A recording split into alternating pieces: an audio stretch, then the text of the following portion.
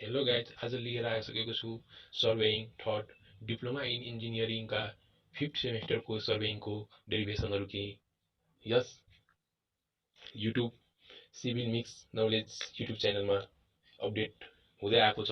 तपाईँहरू पनि हेर्न चाहनुहुन्छ भने खोजी खोजी हेर्नुहोस्। सबै डेरिभेसनहरू यस च्यानलबाट अपलोड हुनेछ।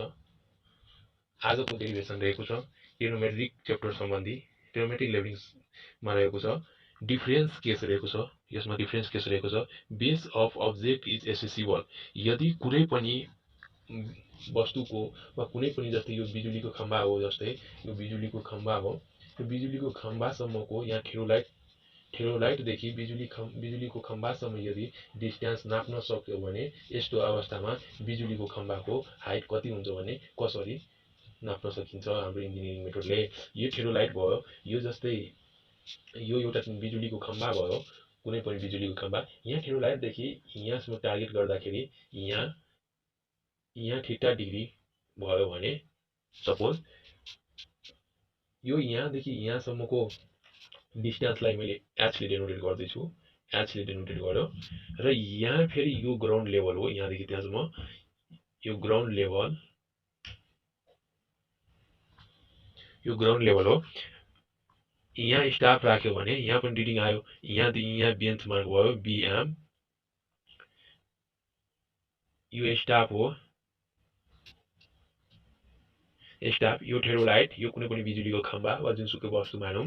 यसको मैले नेमिङ गरिरहेको छु, यसको ए, ई, बी अनि एफ। अनि यहाँदेखि यो ठेरोलाइटदेखि यो बिजुलीको खम्बासम्मको डिस्टेन्स डी। यदि यो डिस्टेन्स नाप्न सक्यो भने यो अब्जेक्टको हाइट कति हुन्छ, यो थीटा पनि गिभेन हुन्छ हाम्रो ठेरोलाइटबाट हेर्न मिल्छ। अब यस्तो अवस्थामा कसरी गर्ने हो यो डेरिभेसन भन्दाखेरि, यो त ठेरोलाइट भयो, ठेरोलाइट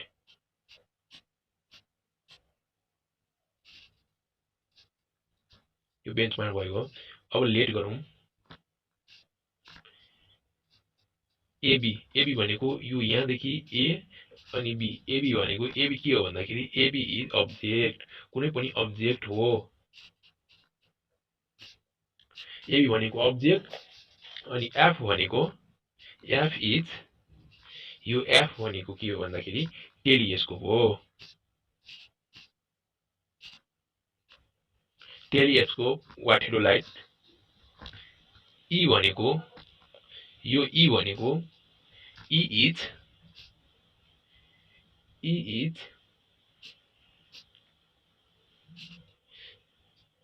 height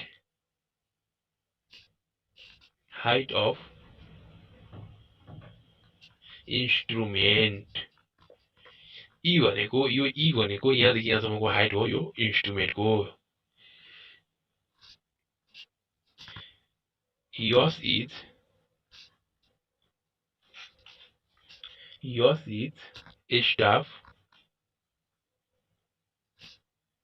staff reading.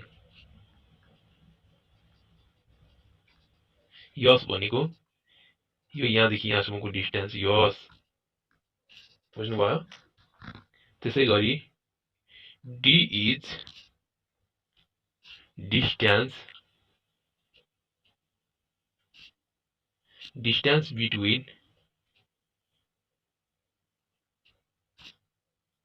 Between station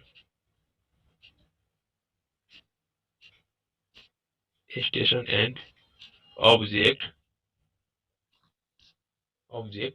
h is height of object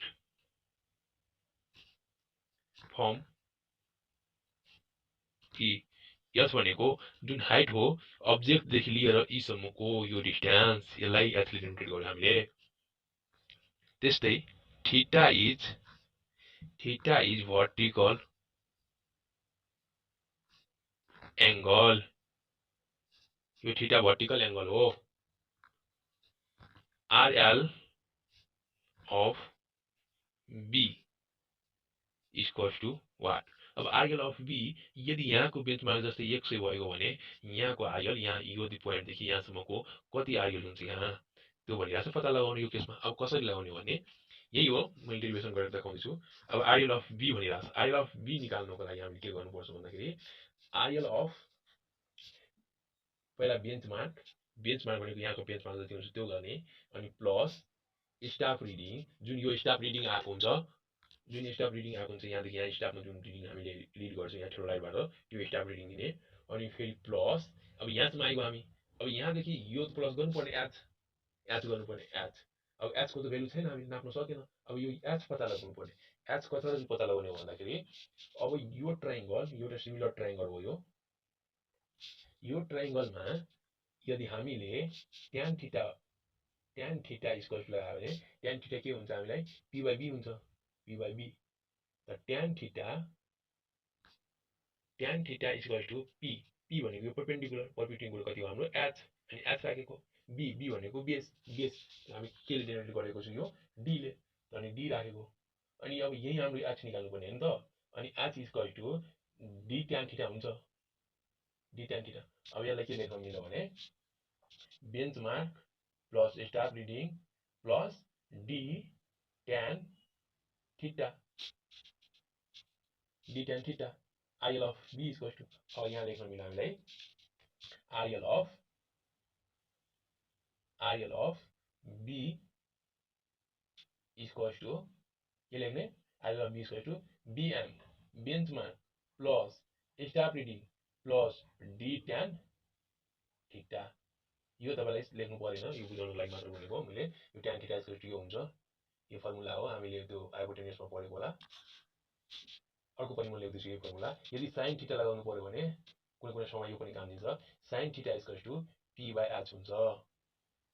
त्यसै गरी cos theta equal to B by H हुन्छ, र tan theta equal to P by B हुन्छ। यो फर्मुलाहरू पनि कुनै ठाउँमा काम लाग्छ, त्यही भएर मैले लेखिदिएको यहाँ है। अब यो त भइगयो केस 1 को यति भइगयो हाम्रो RL of B equal to के भयो भन्दाखेरि BM plus staff reading plus D tan theta prove भइगयो। अब अर्को केस रहेको छ हाम्रो नम्बर 2 मा। अर्को केसमा रहेको छ बेस अफ अब्जेक्ट इज इन्सेन्सिबल।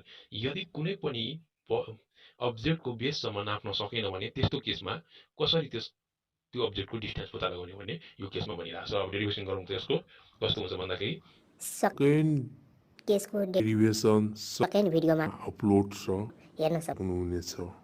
हस् तपाईँ मन पऱ्यो भने लाइक र सब्सक्राइब गरेर मात्र जानु होला।